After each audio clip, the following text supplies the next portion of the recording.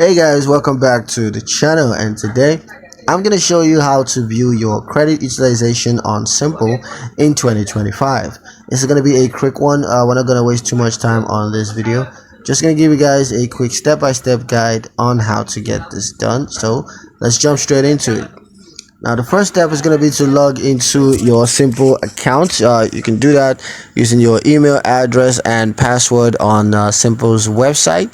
So you got to make sure that you're using the correct login credentials, otherwise you're not going to be able to access your account. Now once you're logged into your account, go ahead and click on the credit score button that's in the top navigation bar. Once you have that clicked, just select credit utilization from the drop down menu, and then you can view your credit utilization, including the percentage of available credits being used, as well as the total amount of credit that has been used.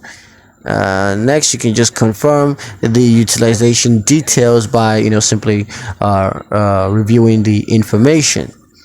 Yeah, that's pretty much it on how to view your credit utilization on Simple in 2025. I hope you guys liked the video. Hope you found the information useful enough.